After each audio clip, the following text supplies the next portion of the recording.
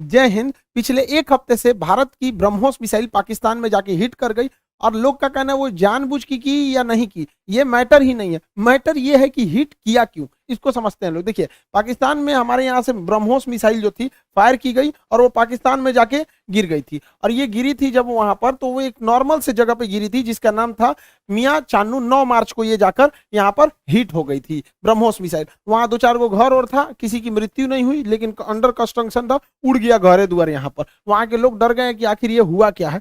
तो उसके बाद वहां पर जो जो inter service public relation officer होते हैं, ISPR, कहीं पे भी देखिएगा तो एक PR ऑफिसर होता है, PR पब्लिक रिलेशन। यही लोग सारे लोग पब्लिक से कांटेक्ट करते हैं। जैसे मीडिया वाले को पास भी एक पूरी की पूरी PR टीम होती है। अब किसी मीडिया वाले को मान के हमारा इंटरव्यू लेना है, खान सर का इंटरव्यू, तो उन लोग को क्या पता, वो अपने PR टीम को बोलेंगे कि खान सर का नंबर निकालो, बताओ कहाँ बात करना है। तो वो PR टीम ही काम करती है। तो हर डिपार्टमेंट का एक PR ऑफिसर होता है, पब्लिक रिलेशन ऑफिसर, वही बताता है क्या हो रहा है क्या नहीं हो रहा है, एक तरह का प्रवक्ता होता है। तो इन्होंने कहा कि हमारी टेरिटरी में एक पता नहीं अनआइडेंटिफाई कोई ऑब्जेक्ट घुस गया, 4 मिनट तक उड़ते रहा, प्रोजेक्टाइल था, वो आया गिर गया, किसी की जान माल की क्षति नहीं हुई है, हमने उसे पूरी रडार में ट्रैक किया, आके वो यहाँ पे गिर गया। ये इन लोग का स्टेटमेंट था। एक्चुअली में हुआ क्या था कि भारत से मिसाइल लॉन्च किया गया था, लेकिन ये दोनों देशों में विवाद न हो जाए इसलिए भारत सरकार के पहले से एक समझौता है 1999 का। 21 फरवरी 1999 में अटल बिहारी वाजपेयी और नवाज शरीफ के बीच एक लाहौर एग्रीमेंट साइन हुआ था, लाहौर डिक्लेरेशन। इसमें कहा गया था कि अगर दोनों सेनाओं की ओर से अगर कभी भी गलती से कोई मिसाइल या हमला हो जाता है तो वो लोग हॉटलाइन पे बात करके इसका कंफर्मेशन कर देंगे कि जानबूझ के किया गया या गलती से हुआ है, इसकी अवगत करा दिया जाएगा। तो उसके लिए भारत की ओर से हॉटलाइन पे बात करके बता दिया गया पाकिस्तान को 2 दिन बाद कि भैया हमारी ओर से गलती से चला है। अब ये हॉटलाइन क्या होता है? ये हॉटलाइन फोन में कभी रिंग नहीं बजते। आप जैसे मोबाइल में डायल करते हैं किसी को, तो सबसे पहले बोलेगा नमस्कार, भारत ने 150 करोड़ कोविड टीकाकरण पार कर लिया, 175 करोड़। उसमें ये सब कोई रिंगटोन नहीं होता है, वो फिक्स होता है। करना कहाँ है, हॉटलाइन होते हैं, उसमें 4-5 नंबर ही, मतलब लिमिटेड नंबर होते हैं, वहीं फोन करना। एक बार फोन करेंगे तो पटाख से वहां लग जाएगा। तो हमेशा इमरजेंसी में होता है। अगर हम कहीं किसी पे फोन पे बात कर रहे हैं और कोई नॉर्मल आदमी हमको कॉल करेगा तो उसको वेटिंग बता देगा, लेकिन अगर हॉटलाइन से कॉल करेगा तो जिससे हम बात कर रहे हो तो उसका फोन वहां कट जाएगा और डायरेक्ट आ जाएगा मेरे पास आदेश। तो ये हॉटलाइन 2 देशों के बीच में होता है। मुख्यमंत्री जब कॉल करते हैं तो हॉटलाइन से कर सकते हैं, प्रधानमंत्री वगैरह।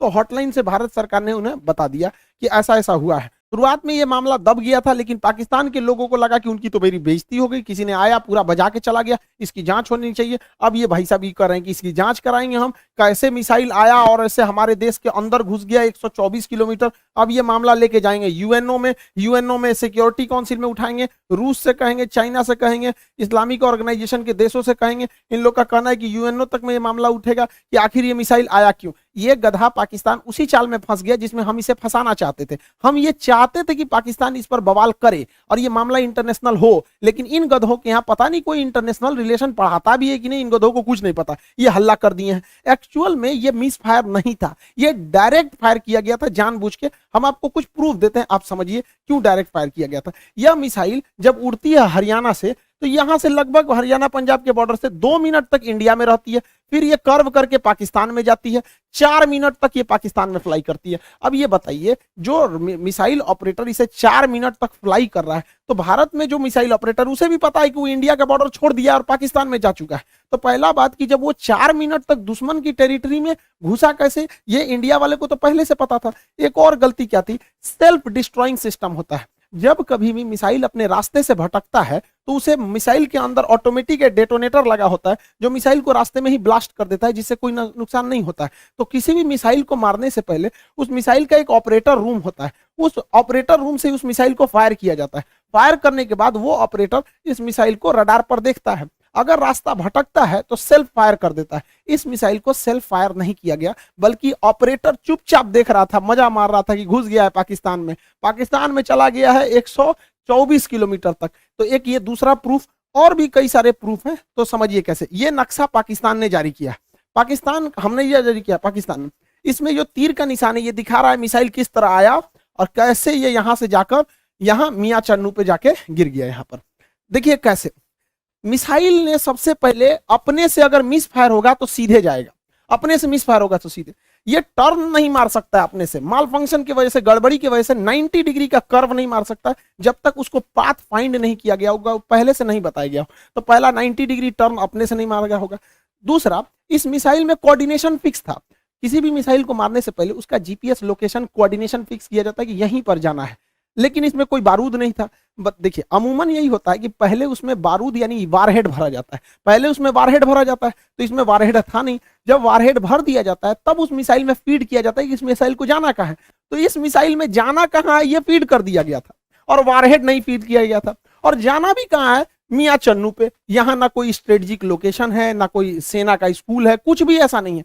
जानबूझ के भारत ने मिसाइल का वारहेड हटाया कि किसी की जान माल की हानि ना हो, और ऐसे जगह को चुन लिया जहां कोई स्ट्रेटेजिक महत्व नहीं है कि बवाल ना होगा। बस हमें मिसाइल घुसा के बवाल करना था, भयंकर बवाल नहीं कराना था। एक और देखिएगा, इस मिसाइल को अगर देखेंगे तो 104 किलोमीटर से ज्यादा ये भारत में रही है, 124 किलोमीटर गई है, उसके बाद भी ये एक्स्ट्रा गई है। यानी इस मिसाइल की रेंज जो थी वो 290 किलोमीटर ही है।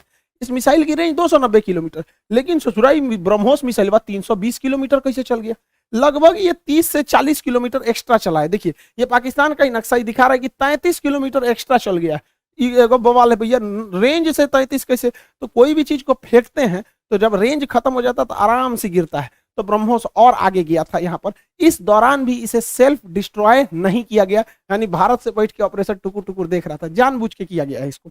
अगला देखिए, और भी ये खुद पाकिस्तान कर रहा है, उसको समझाते हैं।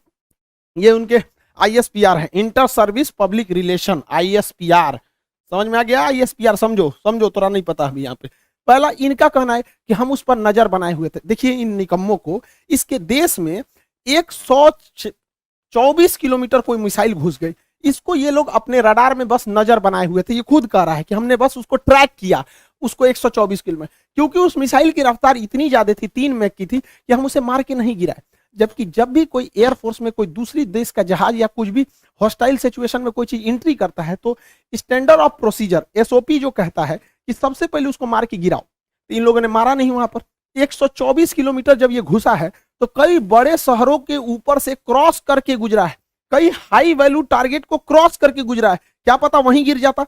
तो इससे यह साबित हो जाता है कि इनके पास ब्रह्मोस को मार के गिराने की क्षमता है ही नहीं, वरना इतने हाई वैल्यू टारगेट के ऊपर से गया है, वहीं गिर जाता तब क्या हो जाता। ब्रह्मोस न्यूक्लियर कैपेबल मिसाइल है, यानी इनके देश के ऊपर से इतनी बड़ी मिसाइल चली गई। ये लोग केवल और केवल बेशरम लोग कह रहे हैं कि हम उसे ट्रैक कर रहे थे। करते रहो ट्रैक, यहां से इतना डिग्री कर्व मार के तुम्हारे यहाँ आके गिर गया। पाकिस्तान इसे मार के गिरा भी नहीं सकता, क्योंकि ब्रह्मोस 3 मैक से चलती है। इसके पाकिस्तान के पास चाइनीज रडार है, इन चाइनीज रडार की हेल्प से इसके पास 2 तरह के मिसाइल क्षमता है। एक HQ-7 है, ये 30 से 40 किलोमीटर की दूर की मिसाइलों को मारता है। एक HQ-9 है, ये लगभग 150 किलोमीटर मार सकता है। ये दोनों चाइना का है। इस सबको पता नहीं चला कहाँ चल गया यहाँ पे, इन सब किसी काम का नहीं। अब इससे चाइना भी घुस आया है, क्योंकि उसका ऑर्डर दे रखा था। चाइना पूरी दुनिया को ऑर्डर दिया था कि भैया हमारा HQ-9 डिफेंस सिस्टम बहुत अच्छा है, ले लो। अब पूरी दुनिया ने उसको ऑर्डर कैंसिल कर दिया कि सोचा तोरा कोने काम का मिसाइल है। भारत का ब्रह्मोस घुस गया है वहां पर, अब ये घुस आया है पाकिस्तान के ऊपर। किसो तो पाकिस्तान इसको कह रहा है तोरा मिसाइल फायर नहीं हुआ तो हम क्या करें। अब फिलीपीन ने ऑर्डर दे दिया था ब्रह्मोस को, अब वियतनाम भी कह रहा है हमको भी चाहिए, इंडोनेशिया कह रहा है हमको भी चाहिए, ताइवान कह रहा है हमको भी चाहिए। अब ब्रह्मोस एकदम जबरदस्त है यहाँ पर। अभी भी किसी को डाउट होता है कि भारत से मिसाइल गलती से छूट गई है, अभी भी मन में डाउट है तो दिमाग लगाइए। हम आपको मिसाइल छूटने के 10 दिन पहले अपना एक वीडियो का छोटा सा क्लिप बना दिखाते हैं, जो यूक्रेन मुद्दे पर बताए थे।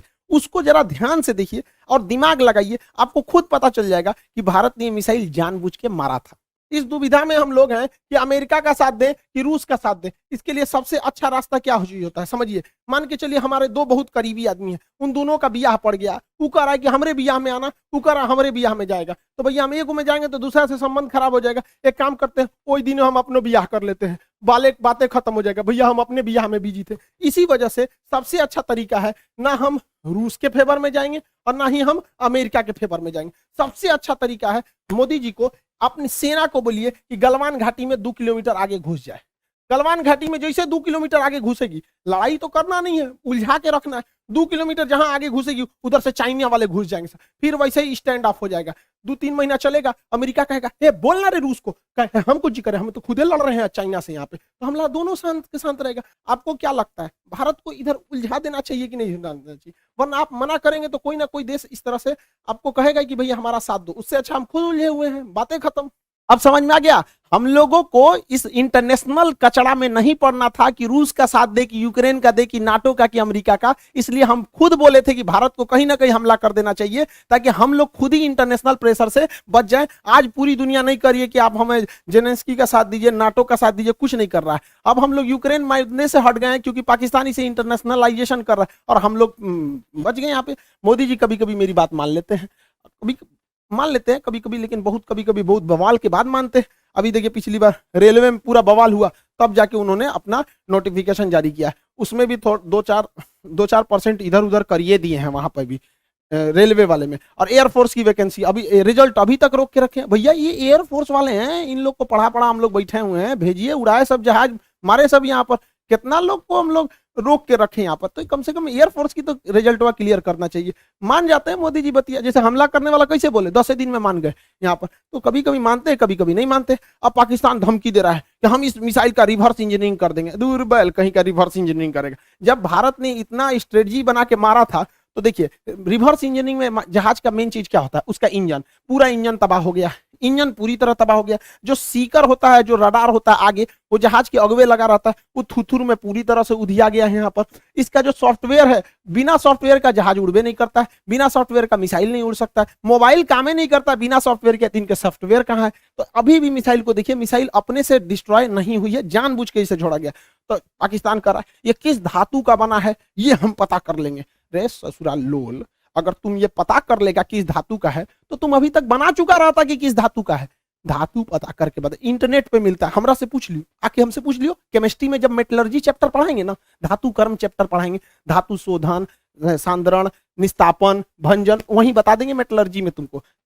ब्रह्मोस का खोजेंगे लोल कहीं का, कौन सी बचल है ब्रह्मोस में? कुछ नहीं मिलने वाला है। लेकिन हाँ, ये बवाल कहेगा हमने ब्रह्मोस का कॉपी बना लिया, अमेरिका के टॉमहॉक का हमने कॉपी किया था, हमने कॉपी बना लिया। ऐसा कुछ कॉपी नहीं बना पाएंगे, क्योंकि बहुत ही टफ इंजीनियरिंग होती है इसके अंदर। आपका आगे का जो रैमजेट इंजन है ये बर्बाद हो चुका है, फ्यूल सिस्टम बर्बाद हो चुका है, प्रोपल्सन सिस्टम बर्बाद हो चुका है, नेविगेशन सिस्टम बर्बाद हो चुका है। खाली खोपड़िया मिलेगा तो ये बना लेंगे मिसाइल। यहाँ पर गुलेल बनाना है, देख के बना लेंगे, लोल कहीं के यहाँ पर मिसाइल बना लेंगे। और तुम बना, भारत के पास पहले मिसाइल बनाने के बाद परीक्षण केंद्र जो था वो पोखरण में था, यहाँ परीक्षण करते थे, चांदीपुर में परीक्षण करते थे, व्हीलर द्वीप जिसका नाम कलाम द्वीप है उड़ीसा का, इसे करते थे। फिर नया जो था कर्नाटक के चित्रदुर्ग में परीक्षण करते थे। 4 जगह हम लोग का परीक्षण केंद्र था। अभी नया नया 5वां परीक्षण केंद्र खुल गया है पाकिस्तान। अब हम लोग हमेशा कभी कभी इधर परीक्षण करते रहेंगे ब्रह्मोस वगैरह का। और पाकिस्तान का नया सरदर जो है ब्रह्मोस जो है, वो नेवी से तो मार ही सकता है, एयरफोर्स से मार ही सकता है, जमीन वाला तो अभी ये मार के गया है। इसका नया खतरनाक वर्जन ब्रह्मोस 2 आ रहा है, जो 800 किलोमीटर मारेगा। यानी पाकिस्तान में बैठे बैठे पाकिस्तान हेल के, अफगानिस्तान है के, कजाकिस्तान चल जाएगा वहां पर। ब्रह्मोस 2 आ रहा है, इसका बाप है ये ब्रह्मोस का। अभी इसी से नहीं लड़ पाए तो दादा आ रहा है। दूसरा ब्रह्मोस NG आ रहा है, बहुत हल्का रहेगा और बहुत दूर तक मारेगा। तो तुम ससुरे, एक तो तुम्हारे बाप के बस की बात है नहीं रिवर्स इंजीनियरिंग, क्योंकि बचा ही कहाँ है। अगर उस तरह से देखिएगा तो हम तो वियतनाम को, फिलीपीन को बेचे हैं, वही बना ले रिवर्स इंजीनियरिंग। रिवर्स इंजीनियरिंग इतना आसान है तो हम लोग राफेल खरीद के लाए हैं, नहीं बन जाएगा। तुम्हारा रिवर्स इंजीनियरिंग इतना तगड़ा है तो चाहे अमेरिका से तुम F-16 जहाज खरीदे हो, तुम उसको 20 साल से उड़ा रहे हो, अब बैल आज तक तुम अपने जहाज J-17 का एक तो इंजन नहीं बना पाए, कौन सी रिवर्स इंजीनियरिंग करते हो? मनोवैज्ञानिक दबाव बनाओगे कि हमारे पास ब्रह्मोस 2 आ गया, ब्रह्मोस का कॉपी आ गया है, तो जो एकरे बस का कुछ नहीं है। ये बस मेकअप करेगा, चौथे शादी की तैयारी करेगा ये आंटी जी। खैर चाचा है, कोई बात नहीं, हम क्या करेंगे, बैल कहीं का, तुम सुधर जाओ, ऐसा कुछ नहीं होने वाला है यहाँ पर। इसलिए रिवर्स इंजीनियरिंग नहीं हो पाएगी। इसको 1 साल से हम समझा रहे हैं, नहीं समझ पा रहे हैं यहाँ पर। इससे कोई रिवर्स इंजीनियरिंग नहीं होगी। अब आप समझ गए होंगे, भारत ने जानबूझ के मारा था यहाँ पर ब्रह्मोस, इसी बहाने ब्रह्मोस का सक्सेस भी हो गया, डिमांड भी बढ़ गया। और आप लोग का जो बैच था इकोनॉमिक्स था, लगभग इसमें एडमिशन क्लोज हो चुके होंगे इकोनॉमिक्स में, क्योंकि सर्वर में जगह नहीं है। LDC वाला बैच है, इसमें GS भी है, मैथ भी, रीजनिंग भी, इंग्लिश भी। एसएससी सीएचएसएल का है, उसका टारगेट बैच स्टार्ट हो चुका है आप लोग के लिए बहुत जल्दी, अभी आप उसको ऑनलाइन देख सकते हैं। मैथ का क्लास भी पीके सर स्टार्ट कर दिए, पूरा फाउंडेशन से एकदम लो फी रखा गया है। वैसे बच्चों के लिए जो हाई फी नहीं दे सकते हैं, अभी वो 10 दिन क्लास ऐसे करके देख सकते हैं, उसको एकदम नॉमिनल है। जो मतलब हमारा तो पूरा उद्देश्य ही रहता है कि गरीब से गरीब तक को शिक्षा दी जा सके। आई होप आप पूरा इंसिडेंस को समझे होंगे। जिन बच्चों को एडमिशन लेना होगा वो ले लेंगे। मिलेंगे नेक्स्ट क्लास में। जय हिंद।